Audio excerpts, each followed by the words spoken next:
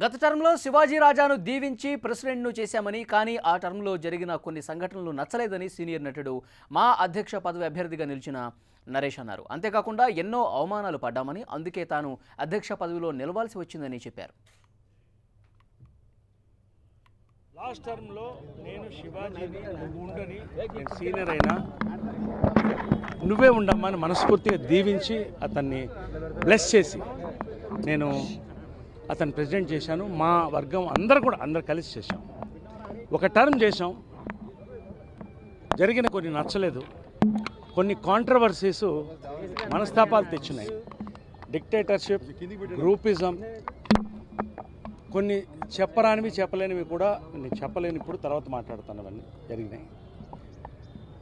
అవమానాలు పడ్డాం. 25 సంవత్సరాల సిల్వర్ జూబ్లీ బాగా జరగాలన్నాం. అయిపోయింది టర్మ్. ఇచ్చిన మాట ప్రకారం ఒక్కొక్క టర్మే చేయాలి అని అందరం అనుకున్నాం. నాగబాబు గారికి హ్యాట్స్ ఆఫ్. ముందు వచ్చి ఒక టర్మ్ ఒకళ్ళు ఉండాలని చెప్పినందుకు థ్యాంక్స్. చిరంజీవి గారు న్యూట్రల్గా ఉండి పెద్ద ఆయన, కుటుంబానికి పెద్దగా అందరినీ దీవించి పంపించాడు ఆయన.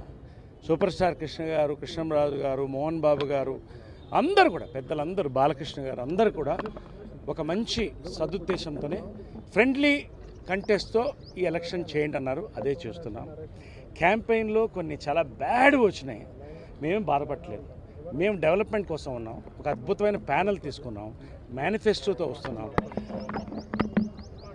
ఆల్రెడీ నేను వెల్ఫేర్ కమిటీ చైర్మన్గా నేను చేసినటువంటి కార్యక్రమాలు, పెన్షన్స్ కానీ, వాహనాలు కానీ, అవకాశాలు కానీ, ఇవన్నీ అందరికీ తెలిసి చెప్పేశాను. అభివృద్ధి కార్యక్రమాలు కాబట్టి ఇవాళ ఓటింగ్ జరుగుతుంది. అందరూ కుటుంబమే, కానీ లీడర్షిప్ కరెక్ట్గా ఉండాలనేది మా అభిప్రాయం.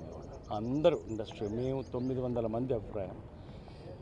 ఎటువంటి కాంట్రవర్సీ లేకుండా ఒక మంచి కార్యక్రమంతో సెలబ్రిటీస్, ఆర్టిస్టులు అందరూ కలిసి ముందుకెళ్ళాలని ఒక ప్రయత్నమే ఈ ఎన్నికలు.